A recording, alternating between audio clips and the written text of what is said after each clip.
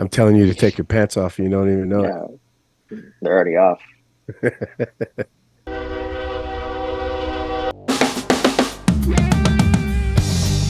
This is LA Kings Fan Talk with Rodney, Rob, Darren, Mike, and Joe. Hey, what's up, boys? Let's talk some Kings hockey. Hell yeah. Let's do it. Darren, what do you think about the Kings right now? So hot. They're so hot. Yeah, Joe didn't. I think he was being a little pessimistic, but all of us were saying 8 points, and we've got 8 points out of the last 4 games. We're playing awesome hockey right now. It's a good feeling. The rest of us called the 8 points. I'm just saying. Yep. But, yeah. I don't even remember that, but glad to be wrong. Classic defense. I like it. Fake Rob, news, right? Fake news. Rob, what do you think about the Kings right now?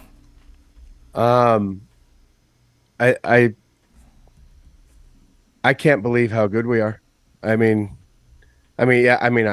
believe it since I did say we were gonna win it all. But no, it's the best the team has looked, even in the years when we won the Stanley Cup. I think everybody knew that first year we won it in 2012. It was like a little fluky being the 8th seed, and it was a battle. And then we were good. And then when we won it in 14, even then, you just, I don't know, maybe it's just from being a Kings fan my whole life, knowing that we've never really been good. This is the most confident I have felt watching a game going, we're going to win this game before the puck even drops. And it's pretty exciting to know that we might be the best team in the whole NHL. We just really might be. We Yep, just might. we really might Look be. at, did you see the Bruins get spanked today? Everybody thought they were the best. Yep. And who shut them down? What goalie shut them down? Jake Quick. So a goalie that's not even good enough to be our goaltender shut down the Bruins. So that means automatically we're the best team, right? He's like 6-0 also, and he's also got really good numbers, better numbers than he ever had Yeah. Yep. in LA, save percentage and goals against. We could actually say that by about quite a few ex-Kings right now, all over the place, in Philly and Arizona and Winnipeg. I mean, we got a lot of ex-Kings You know, out you, there. you would think that would help our trade value in the future. We're like, hey, whoever we trade away is going to be amazing for you. Why are we not getting more back? Right. Well, I'll tell you what. I think we've gotten a lot of good players back. I mean, Yeah. look at that Muzzin trade. I mean, And speaking of that, I mean, I got some crazy, crazy thoughts about some things about who we're trading, believe it or not. But anyways, we'll talk about that another time. All right. Well, you brought up goalies, right? So, Darren, what are you thinking? You loving Copley Talbot? Yeah, I think I said a couple shows back. Talbot or Copley had a couple games to prove that he could stay up here, and I think he's proved that he could stay up here. I mean, obviously, if he has another stint like he did start the season, he may get sent down for Rittich, who has played pretty well in the rain. I think they're gone 3 games in a row without letting in a goal. The rain, and Rittich has had 2 of those shutouts. So, it's pretty awesome down there too. But I think we're in a good spot with our goaltending. Hopefully, we can lessen the load on Talbot. I said this a couple games back, or a couple pods back too. I was afraid of overusing Talbot. He's been awesome, and I love it, but you got to be careful with that because he is an older goalie. So if Copley can keep playing this way and stealing starts from Talbot, that's only a good thing for us. I love that Copley said after that wraparound he got scored against him, he started working really hard on the post-to-post stuff, and sure enough, today he made an awesome save going post-to-post. and coincidentally, the opposition's goalie made the same exact mistake on Trevor Moore's goal. Yeah. I don't know if did anybody else notice Yes. that, because I know that Jim Fox pointed out Copley correcting himself, but that was the exact same thing that Allen did on his goal. So, for whatever that means, but you forgot to ask me what I think about the Kings right now, Rodney. I feel a little bit left out. Joe, just by chance, got any thoughts on the Kings right now? What are you feeling about their play? I don't agree with Rob. So I was looking at this earlier because I wanted to like be prepared for our discussions. So I'm like, it seems like every time the Kings win, it's like a blowout. So I looked it up, and 10 of their 13 wins are by two or more goals. Most of them are by at least three, which is incredible. Uh, Incredible. yeah, it's like so. My thought at that time was like, I was confident the Kings would win when Daryl Sutter was coach. You know, particularly after the 2012 run. Uh, but it was a white knuckle ride a lot of the times. It was a three This two. It is was a not, 3-2 league back then.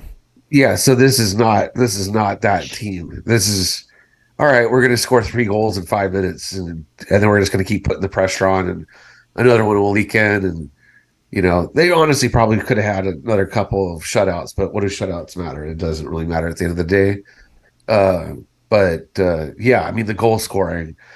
It just reminds me of when Vegas came in and the Kings could never not keep up with them. And they would just score goals in bunches, and we're playing that way now. Yep. And we shoved it down their throats a few weeks ago, which was very satisfying. So yeah, it's I just kind of waiting for the rug to be pulled out as any Kings fan would. But yeah, I mean, I'm just curious how they rebound from what they're eventually going to have some sort of a slump or some stagnant, trade wins for losses and all that stuff. But how they come out of that if they look like stalwarts after that? Because like right now, they just look effortless. Like not that it doesn't look like they're trying, but just they score goals and yeah, they just I'm going to outplay argue. people. I'm going to argue with you there, Joe. I don't think we're going to have that let down stagnant like it. Yeah, we might come down a bit, but I think we're so deep, so good this year. Yeah. I it might be one of those years where I are we talking President's Trophy here? Are we going to be the best team? We're in the conversation for sure. I think we might be the best team If all they year. Yeah, if they stay healthy, they'll definitely finish top five. I would have to Yeah. guess. Right. Not Well, only that, how's we, we, this? we How's got it? guys pushing from Top five of Ontario. the league. We got Fagemo, we got Turcotte, we got Clark pushing still. Yeah, so, yeah. How about if we're not healthy? I still say we might not slip all that much. Yeah. Depends Because on who look, gets hurt, obviously. But well, yeah, we got Lazat and Arvidsson right now Right. hurting out, and we haven't missed a beat. Right. So really quick, Brunstrom scoring seven. What has he got? 7 goals now. 7 goals now. Yeah, Fourth liner. he's a third liner now, Joe. Yeah, so I know that's going to be a topic later on. So I didn't want to. so Joe, since you're talking about how hot the Kings are playing right now or how good they look, I remember a couple years ago you went out to Denver and watched an Avalanche game, and the Avalanche looked like men playing against a Kings kindergarten team, right? It was just absolutely pathetic. I think you walked out early. You couldn't believe how lopsided it was. How do you feel we match up to the Avalanche now? I'm not going to say we're there yet. There's definitely been times, but and that was one game also. But the Avalanche that year too. Yeah, to your point, we're so dominant. We've definitely looked like that, but I don't want to get ahead of myself. We're 20 games into the season, or not even 20 games into the season yet.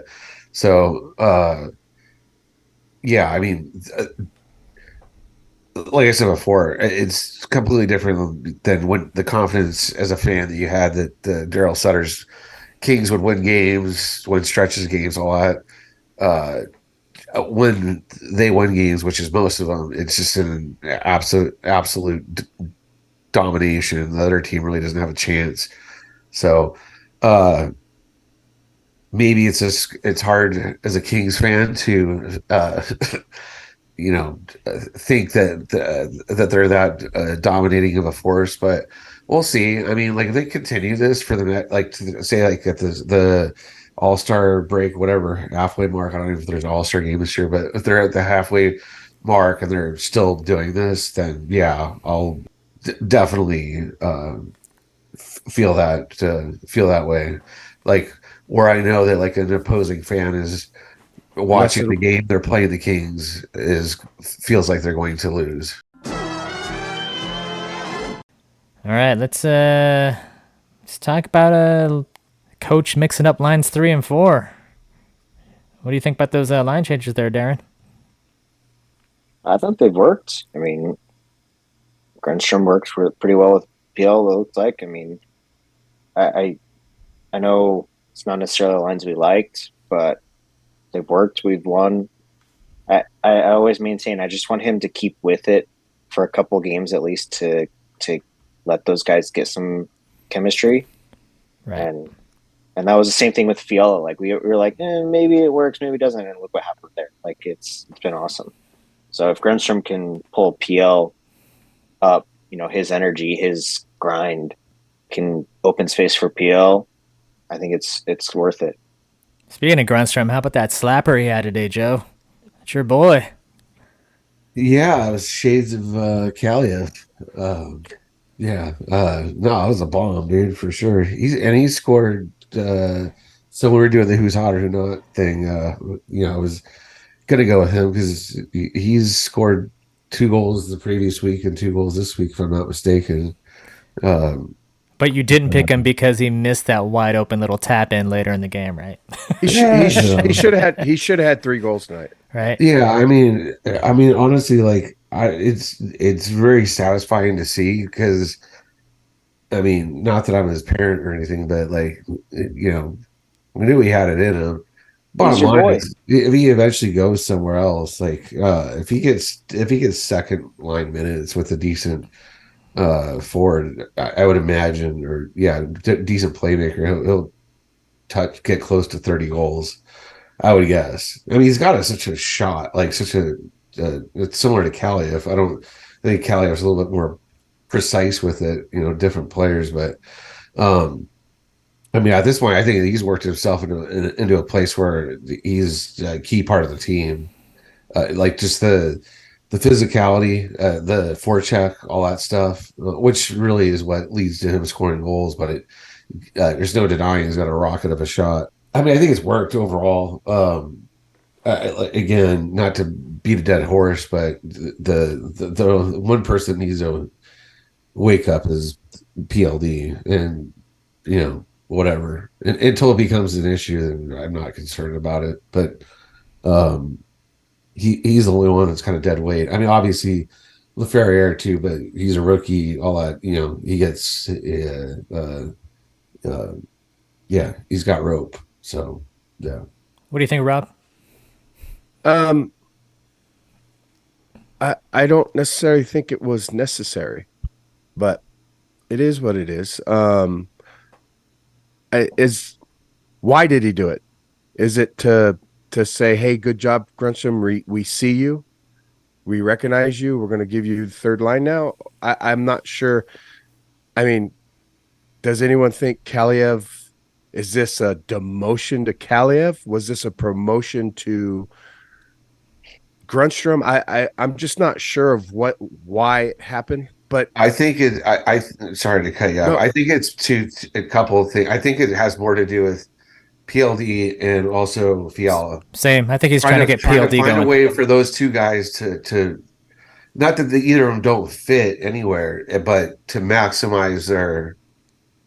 production No, I capability. I don't think the other two though. Grunstrom. I don't think it's a promotion for Grunstrom. Maybe slightly, but I don't think it's a demotion for Kaliev. It's just finding a way for those two guys to gel with some other players. right for sure, and that's what I'm saying. I just it makes me sad a little bit for Kaliev because I think there's a lot of people out there that think he can be a 20 goal scorer like this year even, and here he is on the fourth line again, and I don't know if he can be a 20 goal scorer on the fourth line.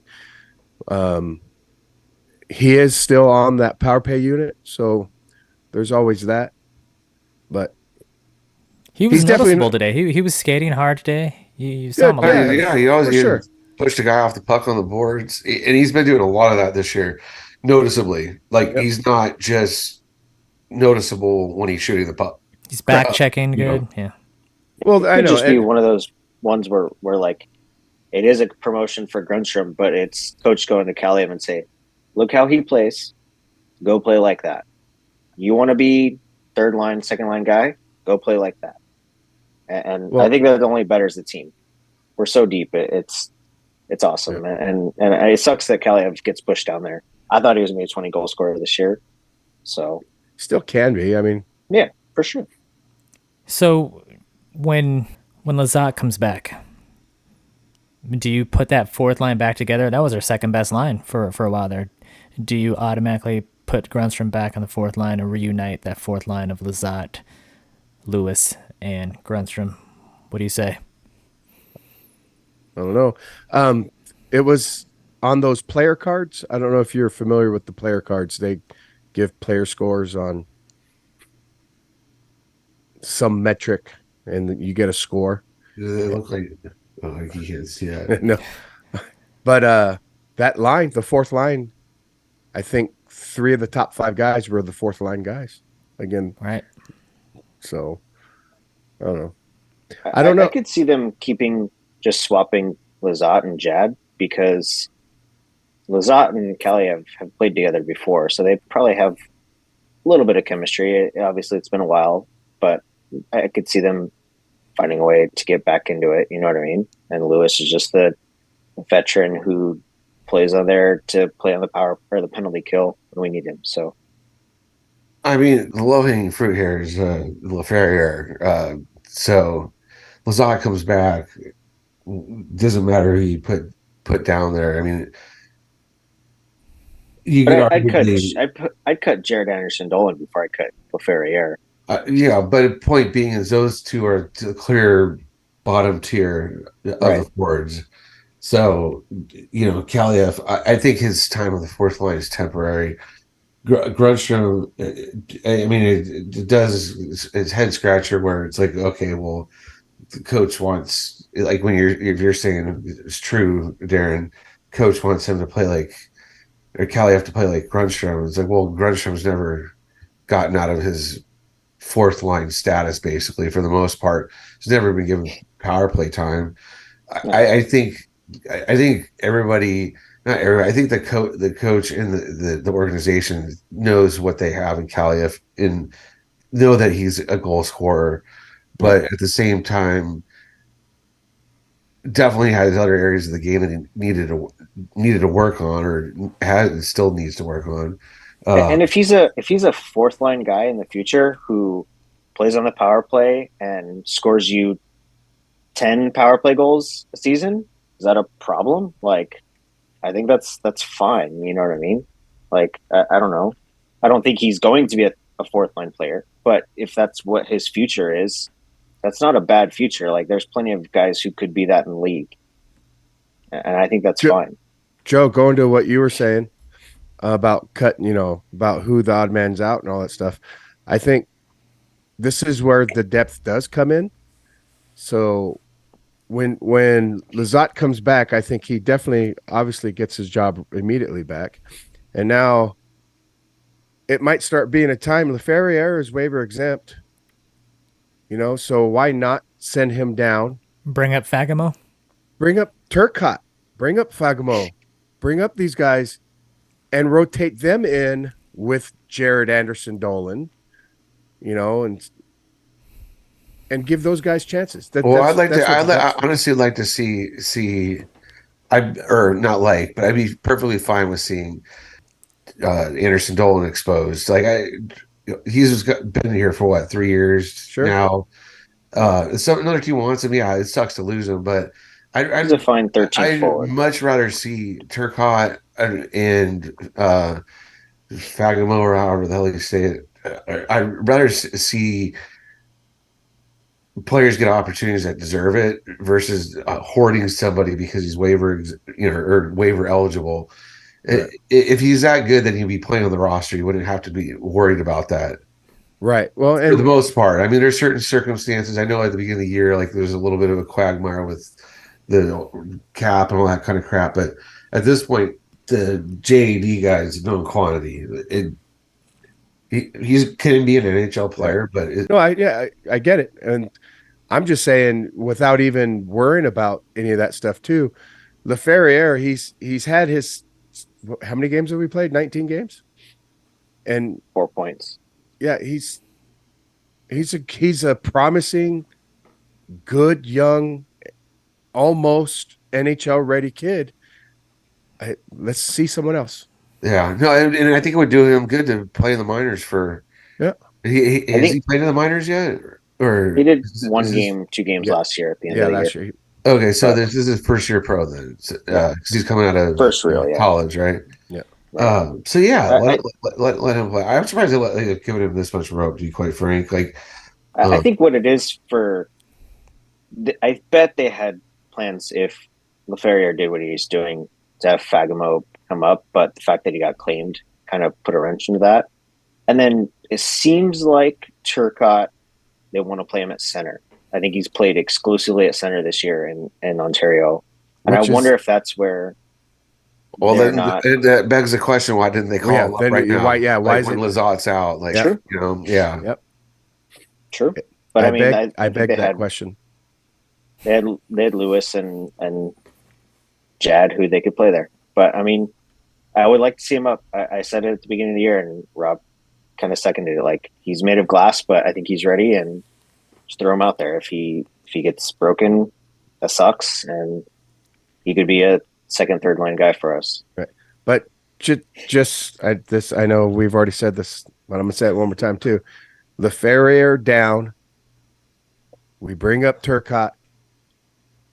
He could be playing that center in that fourth line, and Kaliev could be playing with Dubois and Grundstrom. I mean, there's just so many different ways they could have gone about it, but But they might know that Lazat's coming back next game or something that we don't know that, so maybe that's and why. and we're 13-3-3, and Yeah. you're an idiot, and you're an idiot, and you're an idiot, and we don't run the team, right? Right. Very true. Yeah. So, Yep. but I mean, I would like to think though that the management wants to see what they have in Turcotte. Right. Uh, before he becomes a player that's waiver eligible. Obviously he's been hurt for a long period of time, but yeah, I mean, you strike while the iron's hot, sort of thing. Right. Like LaFerriere earned his opportunity in training camp, sure, but who's to say that Turcotte cannot outproduce? I would think that he has the potential to outproduce LaFerriere. So what's the harm in setting LaFerriere down at this point? I think they missed an opportunity with Lazat. I think the only thing they like with LaFerriere is his speed compared to Kaliev on that line. Just gives him a little bit different look, but he hasn't finished, and that's the only problem. You know what they could do for the next few years going forward is they could technically keep both Turcotte and Lazat in that fourth line center role and just rotate them back and forth on LTIR, because they're both small and concussion prone. So let's see how that goes. I don't know. I mean, the thing is, like, what do you do long term with Turcotte? I mean, you got three centers now locked up for at least I the think next 4 or 5 years. I think that's Rob's trade. It's Turcotte. I think that's part of Rob's. He said he wanted to talk about trades. I think that's his trade guy. It's Turcotte. No, I mean, for better or for worse, we're committed like up the middle for the foreseeable future, right? That's I it. mean, so Are we though? Are we though, Joe? Like if your notorious PLD doesn't ever step up, and he's not a long-term number one option, and well, yeah, I think he, from what I read, that he doesn't have a no trade clause. I think for at least the first year or We're not two. moving PLD. I mean, I wouldn't expect them to either. I did the curious thing is, well, nobody's going to even take him at that with that contract he has. And then Kopitar, Kopitar's only got like 15, 16 years left, so we got to think about that too. Yeah, and which that's a whole other thing. I mean, I thought it was kind of interesting when they signed Kopitar for those years, and I have no problem with it. I just don't like the timing of it. Just like we talked about the coach getting re-upped at the beginning of the year. Hey, Kopitar hasn't even hit his prime yet, Joe. He's a robot, man. It is beyond impressive. Yeah. I was reading the HF Words thing the other day, the NHL talk, like who are like legit Hall of Famers that are playing right now, and every person that posted included him on there, which I think is a no-brainer. But yeah, I don't think there's anybody in the league, players and fans included, that dislike Kopitar. I mean, we could be playing against our most hated opponents, and I'll jump on their boards, and they're like, damn it, I hate the Kings, but damn, do I respect Kopitar. He's just pure class, and just, yeah, he's one of the greatest centers of all time. So you love to see it. So what I was the trade I'm thinking of, Darren. I think about our right-handed defenseman nonstop. You know, it's just what are we doing? I figured it out. I'll tell you when you're ready. You know, here you go. Matt Roy, Victor Arvidsson, picks and any prospect, Kaliev included, David. and just here you go. Here you go, Edmonton. Give us Leon or Connor. I hate Leon. You guys choose. I can't stand either one of them. Yeah. But if that's what we need to win the Stanley Cup, right? Well, but they haven't won the Stanley Cup, so that's like why was I'm curious? Maybe you're just being facetious, but I am. okay, okay, all right. Sorry, I took the bait. But yeah, I mean, on the right-handed defenseman thing, obviously there's got to be a space for Clark at some point. So on that point, like what do you think happens long term? What we do is we rotate. I mean, when we finally bring Clark up, we just rotate him and Spence on right-handed D there, and eventually that's short term. Long term, Spence. I don't know if Daddy has too much time left. Do you guys think he does on the Kings? Well, he's got another 3 years on his contract. Yeah, I think he does. Honestly, it's Roy. Yeah, I mean, he's got to be the one that goes. Yeah, There's no way you're getting rid of Doughty. I mean, one, Hall of Famer. Two, his level of play is not dropped off. He's still. I know Rob likes to crap on him at times or whatever, but I'm sure that he will agree with me that he is definitely a top 10 defenseman in the league right now. I have not crapped on him in almost 2 seasons. Okay, fair enough. Yeah, no, because he's finally playing the way I wish he's played his whole career. I mean, he's just a lot smarter now. Well, and it's less of the theatrics and emotional. I mean, he still has that to him, which you want, right? But yeah. Well, how about this though? So you guys are saying Roy because you want to keep Spence. Spence is kind of the same player as Clark, except Clark has higher upside. Why wouldn't you? If Spence does a lot better this year, gets a lot of points, he might have a lot more trade value than Roy. Salary. I'm just saying Spence's cost control. That's a problem with with the salary cap, like what you see, like a lot of and the Kings did this too. Like when they won the cup, they had Toffoli, Pearson, cost control, and that's been the big knock on the Kings. Yes, at least the shit that I read fans complaining about is just the mismanagement of prospects, because you want that funnel of younger players to come because it's cost control for X amount of years, right? So Spence is he's 21, I think 22, right? 22. So he's not breaking the bank for at least another couple of years, right? But with that, so is Clark, right? So that's why Roy is the odd man out. Now, playing style, I want Roy there. He's more physical, obviously more proven. Right? He's played more. And I think he's a great player. All things equal, I'd rather have Roy than Spence. I just think he's pricing himself out. He's playing so well. Yeah, no, and that's what I'm saying. That's why you keep Spence. Like you don't really have a choice. Somebody's got to go. There's people. It's not Doughty. Right. So you're looking at it from price perspective, not what can we get back for him. So this is what I'm saying. There's people. I mean, both, but yeah, but. I mean, we're still. I mean, the salary cap's going up. Somebody's going to pay more for Roy, and he's more expensive to us in dollars than Spence. He's an unrestricted free agent at the end of this year. Okay, I didn't know that. Yeah, and there's people out there that get mad at me because I keep throwing out Roy, but it's exactly what Joe's saying. When we're trying to figure out salary cap stuff and everything, Roy is valuable. So I mean, right now at $3 million, and the way he plays, I would rather have guys that play like Roy, but not unrestricted free agent at the end of this year, and he's playing so well.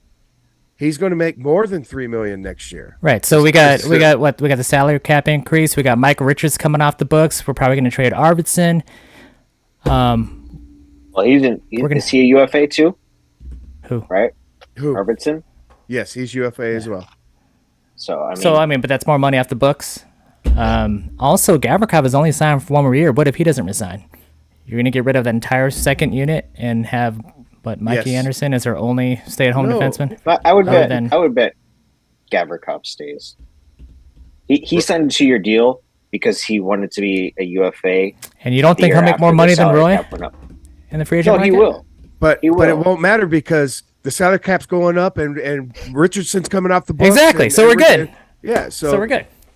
Keep them all. I just don't see us trading Roy this year, unless we're getting like. Well, if UC we don't, Saros or something. No, if we're trying to get the cup, we're not going to trade him this year. The point being, if we don't trade him, he's walking. We are not going to sign him when we got. But I'd rather Brant take the Clark. risk. And we're not signing him next year. No, I understand that. So if we I'd don't rather trade take the him, risk we and get keep the nothing team for together. him. Okay. I'm just telling you. Yeah, I understand. That's- I'd rather keep the team together right now, as it is.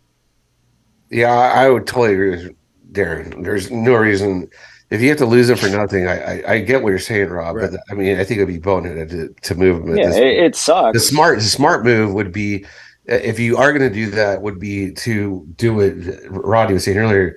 Him and Clark and Spence should be rotating, so that if you have a comfort level that, all right, Clark can legitimately fill his role in terms of physicality. The other thing too is we don't have that depth there like we did previous years. We don't have Browns anymore. We don't have. We don't have anybody behind Clark. What happens if there's an injury? You know, so I don't think they have the luxury of. No, we're not trying to acquire assets for somebody that's. Unless we go on an Oilers type run right now, don't start. No, don't hedge. Don't hedge. Don't say unless nothing. I'm just telling you. Yeah, that's what I mean. We're not doing come playoff time, and we need what's needed.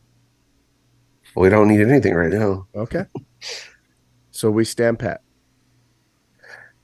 If it ain't broke, I don't see an avenue where it makes sense to move him. Like, unless, like I said, if you were rotating Spence and Clark, and those two are proving themselves very capable. Right. And then by some misfortune, a right-hander gets injured for a short period of time, and both those two, Spence and Clark, are in the lineup at the same time, and everything's moving forward. Okay, then maybe you can consider that, but I think it would be foolish to do that.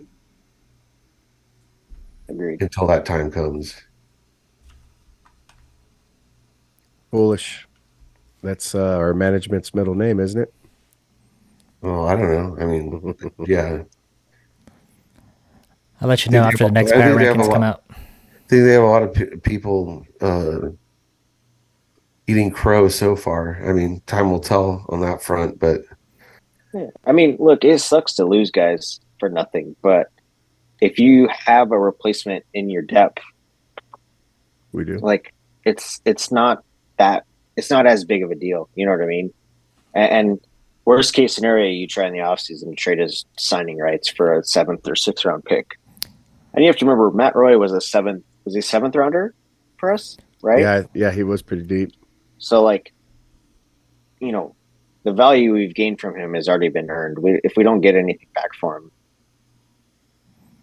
it sucks. I'd rather get something for him, but I'd rather keep the team together for this run that we have going on. Yeah, I think Kings management would rather lose him in free agency than go into the playoffs with 2 rookie defensemen on the right-hand side. Right. Yeah. So. And that's basically what it's going to come down to. If we run deep into the playoffs, which I think we will, that just makes him even more unsignable. Probably. Yeah. I mean, the only way it's not is if we trade Spence for a second round pick like we did Jersey, and Roy gets the money that Arvidsson would get, and we lose Arvidsson for nothing. Or how's this? Re-sign Roy long term and trade Spence. That's what I said. That's Yeah. pretty much what I said. Wait. My question to you is, what are we doing with Byfield? What term, or do you think we're going to give him an 8-year deal like most of these rookies are getting, or like these young guys are getting? He, I would bridge him. You would bridge him. Yeah, just because I don't know. He could be special with his size and his speed. He could be Kempy, For right? sure. And that's more. I feel like that's more of an argument for doing the 8-year 5.5 than it is for doing a 3-year 4.5. I don't think he's going to accept that if he continues to have the year that he's having right now. If he ends He'll up with accept it and 60 he'll like it. Yeah, I mean, if he ends up with 60 plus points this year, For sure. um, So maybe it's 8 by 6.5 or whatever.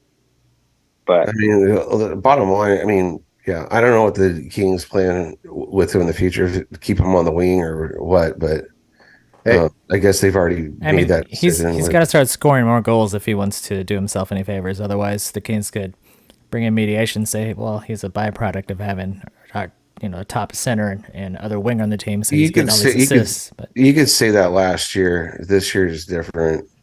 He's um, definitely a a driver. contributing. He's not a passenger anymore. Yeah. hey, Rob, who do we got in the upcoming schedule? all right. So we got 2 more home games. We got Capitals and the Avalanche. Ooh, Then we go on the road for 4-gamer. We go to Columbus, Montreal, Islanders, and Rangers. So that's my try. that's 6 games. That's 12 points. Okay, let's do this. Capitals, Avalanche, Blue Jackets, Canadians, Islanders, Rangers. 12 points. What do you got, Joe? I'll give him 9 points. That's nice. That's nice. That is nice. That's nice. That's more optimistic than your last one. It was. It was. I'm proud of you. Which will probably I have was an gonna inverse bet on effect. 5 points out of Joe. No, I'm not that pessimistic. I just figured like the last time around from, just being conservative. I just, they were playing so hot. I really did not anticipate what are they at, 5 wins in a row now. No, it's 4. But Yeah. Rodney, how many points are we getting in the next 6 games? 10 out of 12. 10 out of 12. Is that 2 overtime losses or is that 1 loss? That's 1 loss. Do you have anybody in mind? Jay Quick, No.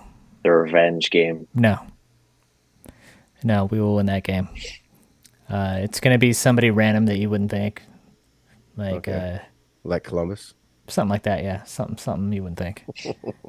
Trap game. It's going to be a trap game that gets us. Yeah, exactly. Like tonight's was, right? So, Darren, what you got? I'm 10 points. We're losing to Jay Quick. He's gonna come out and shut us out. So you know what that means, right? That means you're putting us on a 9-game win streak. That's fine. Okay. I think we get revenge against the Avalanche, and I think we're better than you said. Washington, they can't play defense. Right. Columbus, they can't play They're defense. terrible. Montreal, we just saw what happened. They'll probably lose against the Islanders. The Islanders, they can play defense. That'll be like a 3-2 game. But I think the Rangers are a really good team, and I think Jay Quick comes out and he is fired up. And the next time they do their best moment, that's going to be his best moment, beating my former team. All right, Rob, what about you? How many points? I'm gonna go 9. I'm gonna go 9. Yeah. Is that 3-0-3 or is that Yeah, I think we're 3-0-3. I was gonna say, is that 6 overtime losses? And just kidding. How does that math work? No, that back to back in New York scares me a little bit. That's all. Yeah. But that's at the end. We might do another one of these before that happens. So never know. we'll talk about it. Yeah, especially the next 2 games are spread out over a week. Yeah. So. How about that Kempe hit, Joe? What do you think about that? Oh, yeah. my Why God. didn't that come up? Why didn't that come up? Dude, that was a thing just of did. beauty. So it Especially was so fresh and so especially clean. against Vetrano too.